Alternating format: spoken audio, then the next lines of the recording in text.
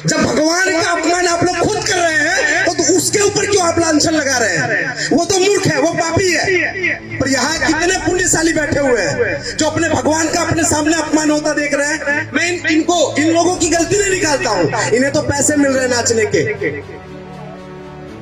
परंतु नचा आप लोग रहे। यहाँ पर जितने लोग बैठे हैं, जिस तरह से दुर्योधन की भरी सभा में द्रौपदी का वस्त्र हरण करके अपमान किया गया था, उसी तरह इस सभा में आज देखिए आप शंकर भगवान और पार्वती को नचा करके उनका अपमान किया जा रहा है।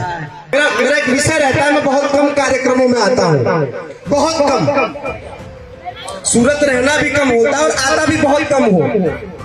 क्या आपने कभी देखा है मोहम्मद पैगंबर साहब को इस तरह से नाचते हुए जैसे अभी हमारे शंकर भगवान और पार्वती नाच रहे थे? कभी जीसस क्राइस्ट को आपने देखा है इस तरह से नचाते हुए? उनको नहीं देखा है। आपकी आने वाली पीढ़ियां इस तरह से आप लोग तैयार कर रहे हैं कि एक लाइक और एक कमेंट के लिए आपकी बहन बेटियां फेसबुक और व्हाट्सएप पे अर्धनग्न वीडियो बना रहे हैं और आप लोग उस पर तालियां बजा रहे हैं। मैं यहां आपसे कुछ लेने नहीं आया हूं। क्रोध आता है मुझे देख करके कि मेरे भगवानों को इस तरह से नचाया जाता है। जब भगवान का अपमान आप लोग खुद कर रहे हैं तो उसके ऊपर क्यों आप लांछन लगा रहे हैं? वो तो मूर्ख है, वो पापी है। पर यहाँ कितने पुण्यशाली बैठे हुए हैं जो अपने भगवान का अपने सामने अपमान होता देख रहे हैं। मैं इन लोगों की गलती नहीं निकालता हूँ, इन्हें तो पैसे मिल रहे हैं नाचने के, परंतु नचा आप लोग रहे। यहाँ पर जितने लोग बैठे हैं, जिस तरह से दुर्योधन की भरी सभा में द्रौपदी का वस्त्र हरण करके अपमान किया गया था, उसी तरह इस सभा में आज देखिए आप शंकर भगवान और पार्वती को नचा करके उनका अपमान किया जा रहा है।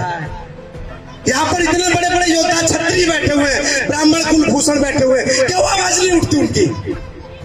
बात कर रहे हैं आप स्वामी प्रसाद मौर्य की, यहाँ पे सब स्वामी प्रसाद मौर्य है, कोई एक आवाज उठाए? आप लोग धर्म की बात कर रहे हैं, पहले धर्म का जय घोष हमने किया। हमने कभी ये नहीं कहा कि हिंदू धर्म की जय हो बाकी सबका सत्यानाश हो, कभी कहा हमने कहा धर्म की जय हो। धर्म का मतलब क्या होता है? जो धारण करने योग्य हो। आपने सत्य को धारण किया, आपने परमार्थ को धारण किया, आपने पुरुषार्थ को धारण किया, आपने इस प्रकृति को धारण किया, वो आपका धर्म है। आप पूरी गीता पढ़ लीजिए, कहीं हिंदू नाम नहीं आएगा। आप पूरा रामायण पढ़ लीजिए और एक व्यक्ति ने अगर गीता या रामायण में हिंदू शब्द दिखा दिया तो 10 लाख रुपए का इनाम दूंगा उसको। सब लोग हिंदुत्व का चोला ओढ़ लिए हैं, पर क्या कभी हमने अपने सत्य सनातन धर्म का अपनाया?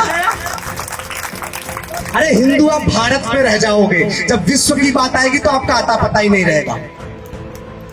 इस्लाम कुछ देशों में सीमित रह जाएगा, ईसाईयत कुछ देशों में सीमित रह जाएगी। आप एक बात याद रखिएगा, जो बना है वो बिगड़ेगा। क्या? जो बना है वो बिगड़ेगा। आपका जन्म हुआ है, इसलिए आपकी मृत्यु से आपको कोई नहीं रोक सकता। इसलिए आप हिंदू बने हैं तो आपको बिगड़ने से भी कोई नहीं रोक सकता। जो इस्लाम धर्म के अनुयायी हैं, उन्होंने इस्लाम जब से स्वीकार किया है 1469 साल पहले हजरत मोहम्मद पैगंबर साहब ने इस्लाम धर्म की स्थापना की। ईसाई धर्म की स्थापना आज से 2022 साल पहले हुई और विक्रम संवत के अनुसार आज भी इन दोनों धर्मों से 57 साल आगे हम जी रहे हैं।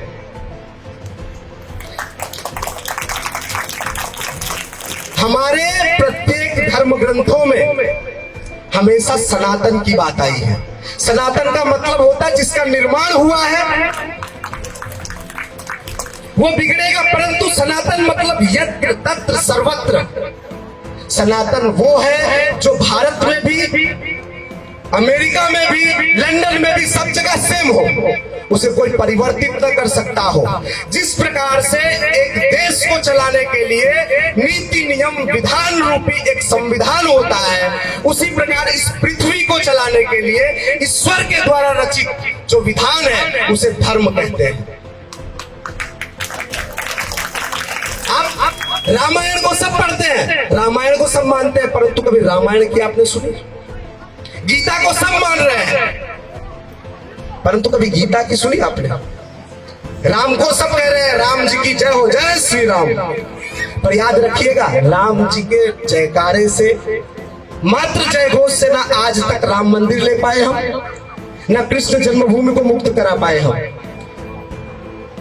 हजारों लोगों को, लाखों लोगों को इतनी कुर्बानियां देनी पड़ी, और आज फिर से उसी इतिहास को हम पुनरावर्तित कर रहे हैं। यहाँ 200-500 लोग बैठ करके हमारे देवी देवताओं के इस तरह के नृत्य देख रहे हैं कि पार्वती जी को जाना है जिम में और शंकर भगवान रोड पे नाच रहे हैं इस तरह से, और लोग उन पे 500-500 रुपए उड़ा रहे हैं। इतने क्या गुजरे होगा हमारे भगवान? तो मत पूछिए उनको। यदि आपके भगवान इतने गए गुजरे हैं कि उनको अपने अस्तित्व को लाने के लिए आप लोगों का मनोरंजन करना पड़े, तो धिक्कार है ऐसी सभा का। याद रखिएगा, इसी तरह धर्म का अपमान होता रहा तो एक दिन आप भी मरेंगे और आपकी संतानें भी मरेंगी। ये जो विकास है ना, ये विकास नहीं, विनाश है। इस विनाश से आपको बचना पड़ेगा, और बचना है तो अपनी इस पीढ़ी को और आने वाली पीढ़ी को सुधारना पड़ेगा, और उसे सुधारने के लिए संस्कार की आवश्यकता है, जिसकी यहाँ पर कमी दिख रही है उसे आप सबको अपने पूर्वजों से सीखना पड़ेगा। क्योंकि हमने चरण छूने की परंपरा को छोड़ दिया, हमने सुबह उठते ही आचार्य देवो भव की परंपरा को छोड़ दिया, हमने गुरु से ज्ञान लेना छोड़ दिया। इस तरह से आप पतित होते जा रहे हैं, और इससे आगे का कलयुग अगर देखना हो तो आने वाले समय में आप देखिएगा, दिखेगा। बाहर के लोगों ने अपने पति में परमेश्वर को देखिए आप, अपने माता पिता में अपने ईश्वर को देखिए आप। आज जो इस तरह के आडंबरों में आप लोग घूम करके अपने आप को बड़ा बनाने का प्रयास कर रहे हैं, एक बात याद रखिएगा, मैं दुनिया घूम चुका, सैकड़ों लोगों से, लाखों लोगों से मिल चुका, परंतु मैंने अपने जीवन में जितने लोगों को ये सोचा कि बहुत बड़े हैं, वास्तविकता में वो बहुत छोटे निकले, और जिनको हमने ये समझा कि तो बहुत छोटे हैं, वो उन सबसे बहुत बड़े निकले। यदि आप उनमें बड़े बनना चाहते हैं तो अपने आचरण को सुधारिए। भारतीय बनना पड़ेगा आपको, इंडियन नहीं। इंडियन बनते बनते तो आप सब अमेरिकन बन गए।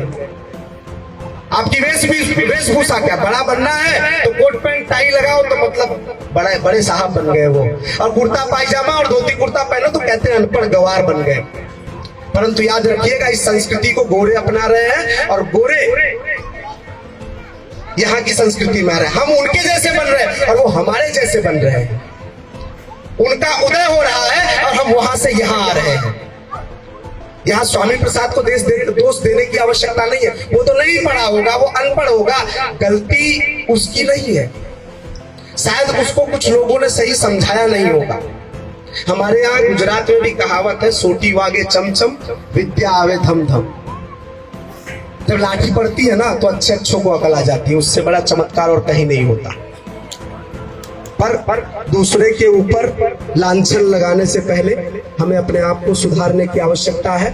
सबसे पहले हम इंडियन से भारतीय बने, और भारतीय तब बनेंगे जब हम भारतीय भोजन को अपनाएंगे, भारतीय भाषा को अपनाएंगे और भारतीय वेशभूषा को अपनाएंगे।